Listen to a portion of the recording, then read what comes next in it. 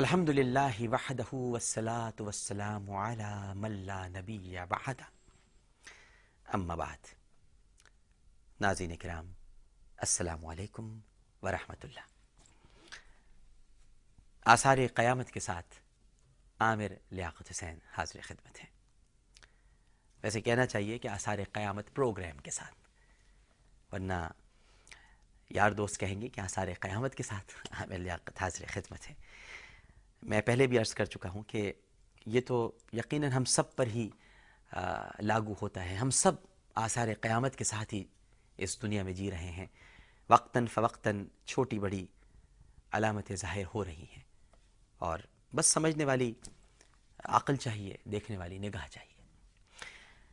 کل جب ہم نے پروگرام ختم کیا تھا ناظرین، تو ہم اس مقام پر پہنچ کر اپنی تحقیق کی سواری کو آرام کرنے کے لیے چھوڑ گئے تھے کہ نبی کریم صلی اللہ علیہ وآلہ وسلم نے اپنے ایک بہت ہی پیارے صحابی حضرت حذیفہ بن الیمان یا حضرت حذیفۃ الیمان رضی اللہ تعالی عنہ کے ذریعے اور ان کی جو روایت ہے جو ہم تک پہنچی ہے، 72 علامات بتائی ہیں۔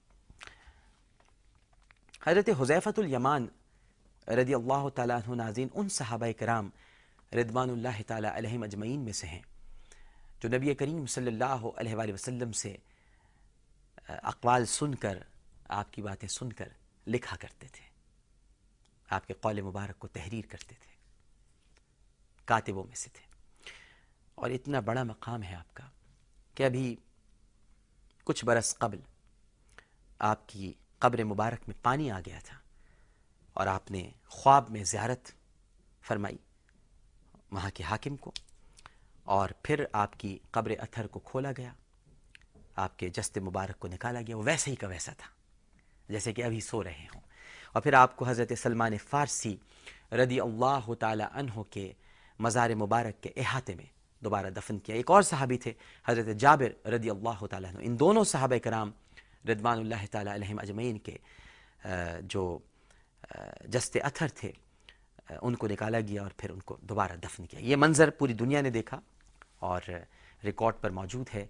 آج آپ کی جو قبریں ہیں وہ دمشق میں، جہاں حضرت سلمان فارسی رضی اللہ تعالی عنہ کا مزار مبارک ہے، وہیں پر آپ کی قبریں موجود ہیں۔ تو حضرت حذیفۃ الیمان رضی اللہ تعالی عنہ بتاتے ہیں کہ مجھ سے میرے آقا و مولا حضرت محمد مصطفیٰ صلی اللہ علیہ وآلہ وسلم نے ارشاد فرمایا کہ 72 چیزیں قرب قیامت کی علامت ہیں، جب تم دیکھو۔ اب دیکھیے کیا کیا ہمیں بتایا جا رہا ہے۔ جب تم دیکھو کہ لوگ نمازیں غارت کرنے لگیں۔ نمازیں غارت کیا مطلب ہے اس کا؟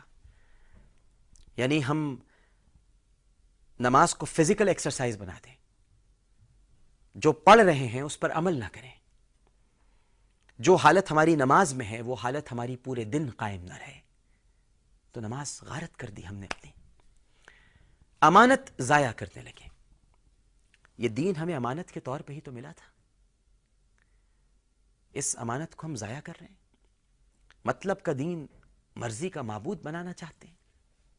سود کھانے لگے، سود۔ اور ہمارے یہاں تو سود ایسے کھایا جا رہا ہے ناظرین جیسے کہ دسترخوان پر چنا ہوا کوئی کھانا کہ جس کو اگر کھایا نہ جائے تو ہماری موت ہو جائے۔ سود کھا رہے ہیں، جھوٹ کو حلال سمجھنے لگے۔ اب اس میں تو کوئی شک ہی نہیں ہے کہ کذب، ریاکاری، مکاری، عیاری یہ تو اب جائز سمجھی جانے لگی ہے۔ معمولی باتوں پر خون ریزی کرنے لگے، چھوٹی چھوٹی باتوں پر انسان کی لاش گرا دی جاتی ہے۔ بالیاں چھیننے کے لیے، ایک 3 سال کی بچی کی بالیاں اتروانے کے لیے کوئی سفاک، کوئی شقی القلب شخص اس کی آنکھوں کے سامنے اس کے باپ کو قتل کر دیتا ہے۔ معمولی باتوں پر خوریزی کرنے لگے، اونچی اونچی عمارتیں بنانے لگے، آپ کی نگاہوں کے سامنے ہے۔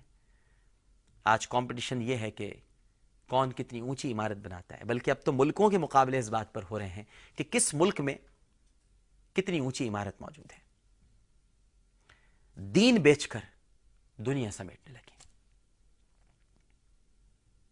علامات قیامت.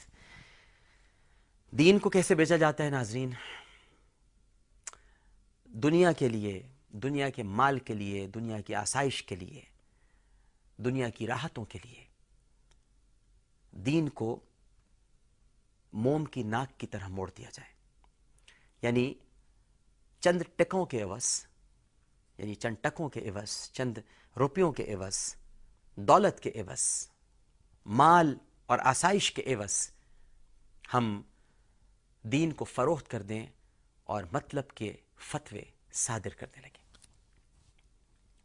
قطع رحمی یعنی قریبی عزیز اور رشتہ داروں سے بس سلوکی ہونے لگے، جو کہ ہوتی ہے، نظر آ رہی ہے آپ کو.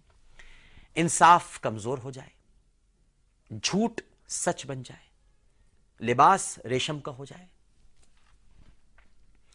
ظلم، طلاق اور ناگہانی موت عام ہو جائے، خیانت کار کو امین اور امانت دار کو خائن سمجھا جائے، جھوٹے کو سچا اور سچے کو جھوٹا کہا جائے، تہمت تراشی عام ہو جائے، بارش کے باوجود گرمی ہو، اولاد غم اور غصے کا موجب ہو، کمینوں کے ٹھاٹھ ہوں اور شریفوں کا ناک میں دم آ جائے، امیر اور وزیر جھوٹ کے عادی بن جائیں، امین خیانت کرنے لگیں، قوم کے سردار ظالم ہوں، عالم اور قاری بدکار ہوں، اور جب لوگ بھیڑ کی کھالیں یعنی پوستین پہننے لگیں، ان کے دل مردار سے زیادہ بدبودار اور ایلوے سے زیادہ تلخ ہوں، اس وقت اللہ تعالیٰ انہیں ایسے فتنے میں ڈال دے گا جس میں یہودی ظالموں کی طرح بھٹکتے پھریں گے، تلاش کرتے پھریں گے آپ کو یہودی. پھر فرمایا حضرت حذیفۃ الیمان رضی اللہ تعالیٰ عنہ نے کہ جب سونا عام ہو جائے، چاندی کی مانگ ہوگی، جب گناہ زیادہ ہو جائیں گے، امن کم ہو جائے گا، مصحف یعنی قرآن کو آراستہ کیا جائے گا، مساجد میں نقش و نگار بنائے جائیں گے، اونچے اونچے مینار بنائے جائیں گے، دل ویران ہو جائیں گے، شرابیں پی جائیں گی، شرعی سزاؤں کو معطل کر دیا جائے گا، لونڈی اپنے آقا کو جنے گی. لونڈی، اب یہ بڑی عجیب بات ہے، لونڈی کیسے آقا کو جنے گی؟ یہاں لونڈی سے مراد ناظرین عورت ہے، اور عورت کی اتنی تحقیر اور تذلیل ہو جائے گی کہ جو اس کی اولاد پیدا ہوگی وہ بھی آقا بن کر اس سے بات کیا کرے گی. یعنی کوئی ادب نہیں رہے گا ماں کا، اولاد بھی ایسا لگے گا کہ جیسے اولاد نے ماں کو خرید رکھا ہے، اور اس طرح سے ماں سے گفتگو ہوئی. لونڈی اپنے آقا کو جنے گی.